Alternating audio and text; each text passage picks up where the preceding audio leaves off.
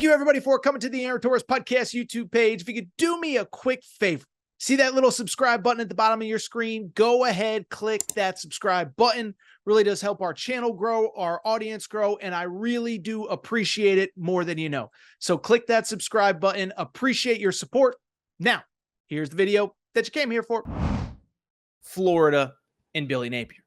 And it's wild because I really kind of have like two different takes on Billy Napier. I think two things with Billy Napier can be true. It's funny. I do have a lawyer friend, actually a guy that frankly looks at a lot of the contracts for the stuff that we do with AT Media. He is a Florida grad. And we talk, business a lot, but we talk football a lot. And with Billy Napier, you look at it from the positive and the negative. Comes in 2021. It's not an easy time. It's a different era of college football, the dawn of the NIL portal era. And if Billy Napier comes in 2001 or 1999 or even 2009, I think he's probably a pretty good coach at Florida. He's about culture. He's about time. He's about building, bringing those freshman classes in. Well, we don't live in that world anymore. And so you look at Billy Napier, I think that seat is scorching as he is sitting at right now, coming off of a 5-7 year last year, 6-7 the season before. And at Florida, that simply isn't good enough, right? And so when I look at Billy Napier, again, two things can be true. I don't think he's terrible. I do think the team is going to be improved, but I also think that the record so far isn't good enough. And I'm also tired of the excuses of, the administration, but the Billy Napier, Florida administration, you can't totally blame them, right? Because for people who are Billy Napier defenders, they'll tell you, well, Florida's administration has been kind of a mess over the last couple years. They've had 4 different head coaches now since Urban Meyer was the head coach.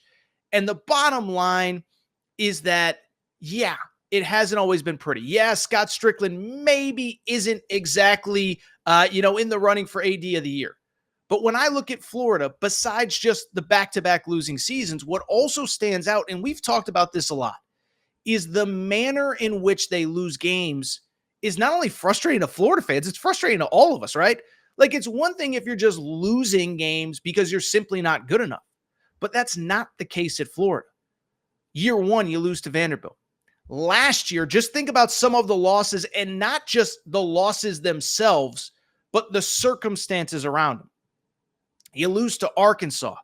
Arkansas's only SEC win all year, and it comes a week after they put up 3 points in a 7-3 loss to Mississippi State. That's just embarrassing, and that has nothing to do with the administration. That has nothing to do with the AD. That's on the coach and the coaching staff. By the way, they were at home. Beyond that, think about the Kentucky game. Listen, Kentucky has largely dominated that series the last 3-4 years. But for Kentucky to punk Florida at the line of scrimmage, for Kentucky to rush for 329 yards on the ground, Ray Davis, 280 yards rushing, that's embarrassing for Florida. LSU, I know Jaden Daniels won the Heisman. Jaden Daniels basically won the Heisman the night they played Florida, 606 yards of total offense. I remember talking about it on this show. So the losses are embarrassing. And beyond that, some of the off-the-field stuff is too. Listen, you don't need me to tell you. Florida is being sued right now by a former 5-star recruit, Jaden Rashada, who's now at Georgia. That's embarrassing for the school. Don't blame the administration. Don't blame NIL. That's one that falls on the head coach. You got to have your ducks in a row. That's inexcusable. By the way, beyond that, you look at some of the other stuff that's gone on. There's just been all sorts of weird stuff. The 2024 class completely falls apart right before National Signing Day. You lose 4, 5, 6 guys. So with Florida, it's been up, it's been down, and that's where Billy Napier is right now as a head coach. Now, I've obviously talked about a lot of the negative, but I do think it's worth at least mentioning the positives here a little bit with Billy Napier. And the positives, by the way, aren't like amazing, but one, I will say, a lot of times with this hot seat stuff, feels like a fan base has turned on a coach, feels like an administration has turned on a coach. I don't really get the sense that that's necessarily the case when it comes to Billy Napier in Florida. One, I think the fans, the most vocal fans, anyway, a lot of times the most vocal fans are negative. I think a lot of the most vocal fans at Florida are positive. I think a lot of the most vocal fans are the ones saying, you guys need to calm down, give this guy some time. Two, there's some weird kind of interesting stuff going on with the administration. a little bit sad, actually, if we're being perfectly honest. It's that Florida's school president recently actually stepped away from the position because, unfortunately, it sounds like he's got some family problems. His wife is sick. He's taking care of her. But I bring it up because Florida right now has an interim school president. Anyone who knows anything about Florida, I mentioned it a minute ago. Their AD, Scott Strickland, has been very good. And so if you're going to fire Billy Napier, you're probably going to have to fire Scott Strickland as well. And so that kind of actually weirdly works in Billy Napier's favor. Is an interim school president going to fire an AD and a head coach come in and clean house? And even if you hire a school president, is that something a school president is going to want to do in the first 2 or 3 months on the job? So you have that positive working for you. I think most people want to see Billy Napier succeed. I think most Florida fans are hoping that he's the guy because they don't want to go through another coaching change. But I also think what's kind of interesting with Billy Napier is the schedule, right? And one thing I will give him credit for, the schedule is impossible. Okay. I think anybody who's listening to this show understands the schedule is the toughest in college football, in my opinion, bar none. 8 top 25 teams on that schedule. The last 5 games of the year are all against teams ranked in the top 25. But at the same time, you can look at that as a negative. I give Billy Napier credit. He has said nothing. It's nothing but a positive.